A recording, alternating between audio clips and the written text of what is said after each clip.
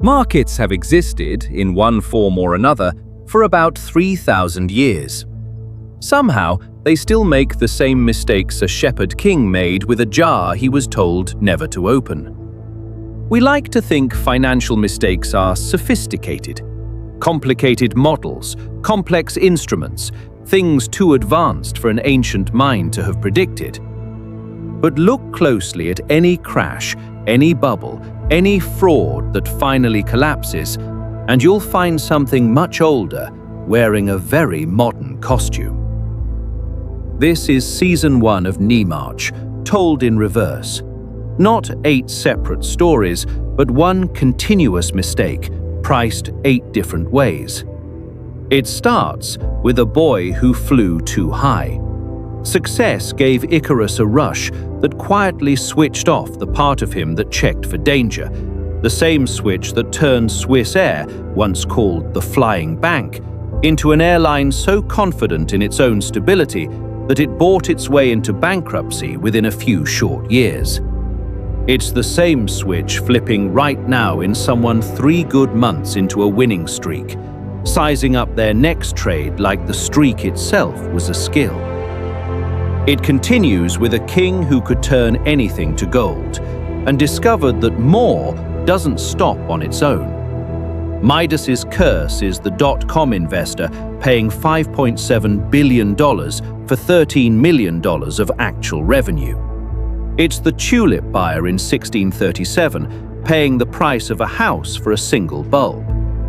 It's someone who already has more than they'll ever spend, still working the same brutal hours, because the number that used to mean safe quietly stopped meaning anything at all.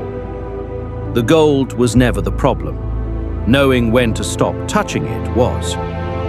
Then comes a woman who couldn't tolerate not knowing what was sealed inside a jar. The same discomfort that makes nearly 90% of people click past a warning label online. And the same discomfort that kept engineers' safety concerns from reaching the top of NASA before 2 shuttles were lost. It's the same pull behind someone scrolling straight past a risk disclosure they were specifically told to read, not despite the warning, but because of it. Next, a god who paid a known, calculated price for real wisdom, and discovered that knowing the cost in advance protects you from regret far less than it feels like it will. Every founder who trades years of health for a company that succeeds anyway learns this same lesson, usually after the trade can no longer be undone. The weight of what they gave up arriving in full only once there's nothing left to renegotiate. Then, an entire pantheon who saw their own ending in perfect detail and spent their remaining time preparing for it instead of trying to change it. The same instinct that had Kodak's own engineers build a digital camera in 1975, decades before the company that owned the patent finally went bankrupt, protecting a business it already knew was ending. It's the same instinct in anyone who watches a slow decline coming in their own industry and quietly starts planning their exit, instead of asking whether the decline could still be stopped.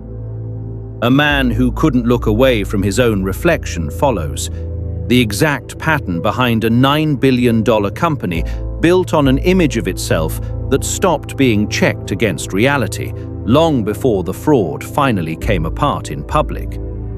It's the same pattern behind any leader who starts treating bad internal news as a threat to the image, instead of a problem to actually fix. A woman who waited 20 years without a single piece of proof shows up next.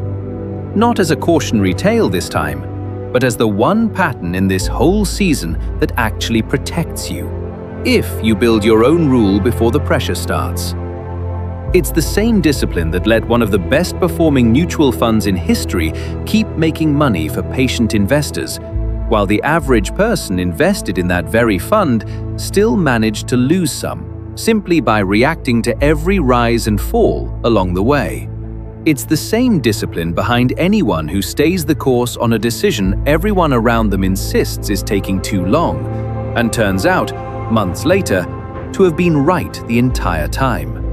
And it closes with a man who tied himself to a mast before he could hear a song he knew would destroy his judgment completely. The same idea a retirement program used to triple people's savings, and the same idea a bank in the Philippines built into an actual product, one they named, quite literally, after this exact myth. It's the same idea behind anyone who deletes the one app that tempts them into their worst decisions the night before they already know they'll need every ounce of willpower they have. 8 different myths, 8 different centuries, currencies, and disasters. But look underneath each one, and it's the exact same pattern every time. A feeling arrives faster than the judgment needed to check it, and by the time the checking happens, the cost is already permanent. Here's the whole pattern in one line. Markets don't invent new mistakes. They just give ancient ones a price tag. Here's the paradox underneath all 8 of these patterns at once. Every one of them felt, in the moment, like the reasonable thing to do. Not one of these people or institutions felt reckless while it was happening. That's exactly what makes the pattern so hard to spot from the inside, and exactly why it keeps a 3,000-year-old track record of repeating. There is one thing that decides whether any of these 8 patterns happens to you. Whether the rule that's supposed to stop you was built before the feeling arrived, or whether you're hoping the feeling itself will know when to stop. Every survivor in this season, Daedalus, Penelope, the crew that tied Odysseus to the mast, had exactly one thing in common. None of them tried to outfeel the moment. They built something outside themselves to do the stopping instead. 8 myths, 1 species. The same mistakes, repeating, whether the costume is a myth, a market, or a memory. Season 1 is complete. Season 2 begins now, and it asks a harder question.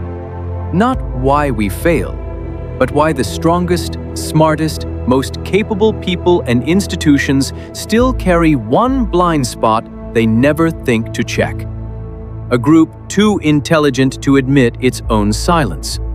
A warrior too invulnerable to protect the one place that actually mattered.